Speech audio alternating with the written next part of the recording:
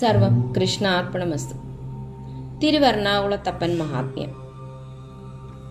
ആർത്തിരമ്പി നിൽക്കുന്ന അറബിക്കടലിനോട് ചേർന്നുള്ള എറണാകുളം കായലിന് അഭിമുഖമായി നിൽക്കുന്ന ക്ഷേത്രം. കലിതുള്ളി നിൽക്കുന്ന കടലിന്റെ തിരയിളക്കം കണ്ട് കരയെയും കടലിനെയും സാക്ഷിയാക്കി ആശ്രിതർക്ക് ദർശനമരുളുന്ന എറണാകുളത്തപ്പൻ ചുറ്റുമുള്ള നഗരാന്തരീക്ഷത്തിൽ നിന്നെല്ലാം തികച്ചും വ്യത്യസ്തമായി ഭക്തിസാന്ദ്രമായ അന്തരീക്ഷത്തിൽ പ്രകൃതി പോലും വിഭിന്നമായി തോന്നിക്കുന്ന ഒരിടം. രാജഭരണകാലത്തെ ഓർമ്മപ്പെടുത്തുന്ന പ്രൗഢമാർന്ന ദിവ്യക്ഷേത്രം തിരുവെർണാകുളത്തപ്പൻ ക്ഷേത്രം. ഒരിക്കൽ വന്നാൽ വീണ്ടും വരുവാൻ തോന്നിപ്പിക്കുന്ന ആത്മീയതയും അതിശയങ്ങളും നിറഞ്ഞ ഈ മഹാക്ഷേത്രത്തിന്റെ വിശേഷങ്ങളിലേക്ക് സ്വാഗതം. ഓം നമഃ ശിവായ. എറണാകുളം എന്ന് പറയുമ്പോൾ ഇവിടുത്തുകാർക്ക് ആദ്യം ഓർമ്മ വരിക എറണാകുളത്തപ്പനെ തന്നെയാണ്. കൊച്ചി കായലിനെ നോക്കി നിൽക്കുന്ന എറണാകുളത്തപ്പനെ മറന്നൊരു ദിനം ഇവർക്കില്ല.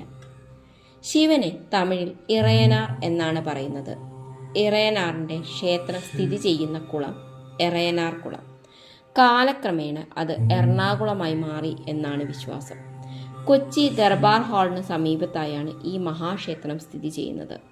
1846 ഈ ക്ഷേത്രം നിർമ്മാണം പൂർത്തിയാക്കിയത്. എന്നാൽ ഇവിടുത്തെ ദൈവ സാന്നിധ്യം അതിലും ഏറെ പഴക്കമുള്ളതാണ്. ദ്വാപരയുഗത്തിൽ കുലമുനി എന്ന മഹർഷി ഹിമാലയത്തിൽ തപസ്സനുഷ്ഠിക്കുകയായിരുന്നു. അദ്ദേഹത്തിന് ദേവലൻ എന്ന പേരിൽ ഒരു ശിഷ്യനുണ്ടായിരുന്നു. ഒരു ദിവസം കുലമുനി നടത്താനിരുന്ന മഹാഹോമത്തിനായി പൂജാദ്രവ്യങ്ങൾ ശേഖരിക്കാൻ ദേവലനും മറ്റു ശിഷ്യരും കാട്ടിലേക്ക് പോയി. പോകുന്ന വഴിയിൽ അവർ ഒരു വലിയ പാമ്പിനെ കണ്ടു. മറ്റു ശിഷ്യന്മാർ ഭയന്നോടി മറഞ്ഞു. എന്നാൽ ദേവലൻ സമീപത്ത് കണ്ട ഒരു കാട്ടുവള്ളി ഉപയോഗിച്ച് പാമ്പിനെ കൊന്നു. ഈ വിവരമറിഞ്ഞ കുലമുനി കോപാകുലനായി ദേവലനെ ശപിച്ചു. പാമ്പിനെ കൊന്ന നീ പാമ്പിന്റെ തടിയും മനുഷ്യന്റെ ഉടലുമുള്ള ഭീകരജീവിയായി മാറട്ടെ. ശാപം കേട്ട ദേവലൻ കരഞ്ഞുകൊണ്ട് ഗുരുവിന്റെ പാദങ്ങളിൽ വീണു. ശാപമോക്ഷം യാചിച്ചു. കരുണാനിധിയായ കുലമുനി പിന്നീട് ഇങ്ങനെ പറഞ്ഞു: ഇവിടെ നിന്ന് കിഴക്കായി ഒരു ഇലഞ്ഞി മരച്ചുവട്ടിൽ നാഗങ്ങൾ പൂജിക്കുന്ന ഒരു ശിവലിംഗമുണ്ട്. ആ ശിവലിംഗം എടുത്ത് ദക്ഷിണ ദിക്കിലേക്ക് യാത്ര ചെയ്യുക. ഒരു സ്ഥലത്ത് വെച്ച് നീ പൂജ ചെയ്യുമ്പോൾ ആ ലിംഗം അവിടെ ഉറച്ചുപോകും. അവിടെ നീ ശാപമുക്തനാവും.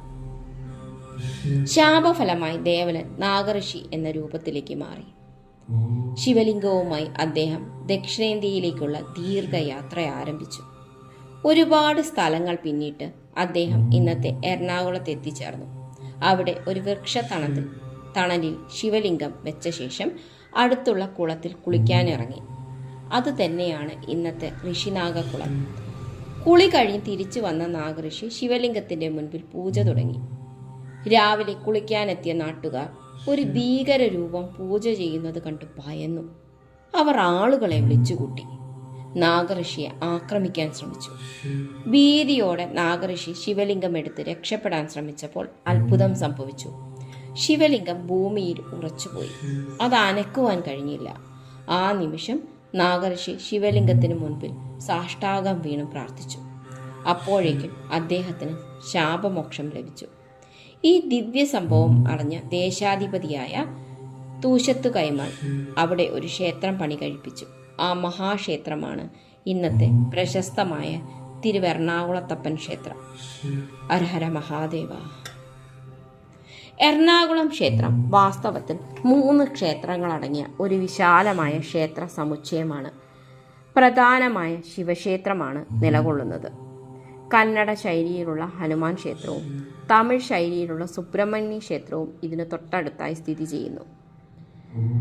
ക്ഷേത്രത്തിന്റെ വശങ്ങളിലും ഗോപുരങ്ങളുണ്ട്. പടിഞ്ഞാറേ ഗോപുരത്തിലൂടെ അകത്ത് കടന്നാൽ ആദ്യം കാണുന്നത് ആനക്കൊട്ടിലാണ്. അതിനുശേഷം ഭഗവാന്റെ വാഹനമായ നന്ദിയെ ശിരസിലേറ്റുന്ന സ്വർണ്ണ കൊടിമരം. ഏകദേശം 70 അടി ഉയരമുള്ള ഈ കൊടിമരം ഭക്തിപൂർവ്വം ആകാശത്തേക്ക് ഉയർന്നു നിൽക്കുന്നു. അതിനുശേഷം ബലിക്കൽപുര. ബ്രഹ്മാവിൻ്റെയും അഷ്ടദിക്പാലകന്മാരുടെയും രൂപങ്ങൾ ഇവിടെ കൊത്തിവച്ചിരിക്കുന്നു. സാമാന്യം വലുപ്പമുള്ള വട്ട ശ്രീകോവിലാണ് ഇവിടെയുള്ളത്. കരിങ്കല്ലിൽ തീർത്ത ശ്രീകോവിലിന്റെ മേൽക്കൂര ചെമ്പ് മേഞ്ഞിരിക്കുന്നു. മുകളിൽ സ്വർണ്ണ താഴികക്കുടം ദിവ്യമായി ശോഭിക്കുന്നു.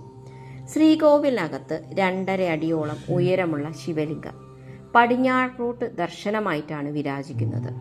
കൂവളമാല, തുമ്പപ്പൂമാല, രുദ്രാക്ഷമാല ഇവയാൽ അലങ്കരിക്കപ്പെട്ട ശിവലിംഗമാണ്. വിശ്വപ്രകൃതിയുടെ മൂല തേജസ്സിനെ ആവാഹിച്ച പോലെ ദിവ്യ സാന്നിധ്യമായിട്ടാണ് നിലകൊള്ളുന്നത്. ഇവിടുത്തെ നിർമ്മാണ ശൈലി മറ്റു മഹാക്ഷേത്രങ്ങളിൽ നിന്നും വ്യത്യസ്തമാണ്. അലങ്കാരങ്ങളുടെ അതിരൂക്ഷതയില്ല, പക്ഷേ ഒരു അതിഗംഭീരമായ ആത്മീയത മുഴുവനിടത്തും നിറഞ്ഞു നിൽക്കുന്നു. പ്രധാന ശ്രീകോവിലിന്റെ നേരെ വടക്കായി കിരാതമൂർത്തി കുടികൊള്ളുന്നു. അർജുനനെ പരീക്ഷിച്ച് പാശുപതാസ്ത്രം നൽകിയ ശിവഭാവം. പ്രധാന പ്രതിഷ്ഠയ്ക്ക് തുല്യമായ പ്രാധാന്യമാണ് ഈ പ്രതിഷ്ഠയ്ക്കും നൽകുന്നത്. തെക്ക് പടിഞ്ഞാറേ മൂലയിൽ ഗണപതി ഭഗവാൻ, വടക്ക് കിഴക്കേ മൂലയിൽ അയ്യപ്പസ്വാമി, അതിനടുത്തായി വാസുകി നാഗരാജാവും നാഗയക്ഷി, നാഗകന്യക, നാഗചാമുണ്ടിയും നിലനിൽക്കുന്നു. ഈ ക്ഷേത്രത്തിലെ ഓരോ പ്രതിഷ്ഠയ്ക്കും ഓരോ കഥകളുണ്ട്, ഓരോ അനുഗ്രഹങ്ങളുമുണ്ട്. ക്ഷേത്ര സമുച്ചയത്തിലെ മറ്റൊരു പ്രധാന ആകർഷണമാണ് കർണാടക ശൈലിയിൽ നിർമ്മിച്ച ഹനുമാൻ ക്ഷേത്രവും. തുളു മാധബ്രാഹ്മണരുടെ അഭ്യർത്ഥന പ്രകാരം കൊച്ചിൻ ദിവാൻ വെങ്കിട്ടറാവുവാണ് ഈ ക്ഷേത്രം പണി കഴിപ്പിച്ചത്. ഇവിടെ ഹനുമാനോടൊപ്പം ശ്രീരാമ പ്രതിഷ്ഠയുണ്ട്. അരയാൽ മരത്തെ ചുറ്റി ഭക്തർ നടത്തുന്ന പ്രദക്ഷിണം ദിവസവും കാണുന്ന ഭക്തി ദൃശ്യമാണ്. തമിഴ് ശൈലിയിൽ നിർമ്മിച്ച സുബ്രഹ്മണ്യ ക്ഷേത്രവും ഇവിടുത്തെ പ്രത്യേകതയാണ്. വള്ളി ദേവയാനി സമേതനായി സുബ്രഹ്മണ്യ സ്വാമിയാണ് ഇവിടുത്തെ പ്രധാന പ്രതിഷ്ഠ. തമിഴ് ബ്രാഹ്മണ സമൂഹത്തിന്റെ അഭ്യർത്ഥന മാനിച്ച് കൊച്ചി ദിവാൻ വെങ്കടസ്വാമിയാണ് ഈ ക്ഷേത്രം പണി കഴിപ്പിച്ചത്.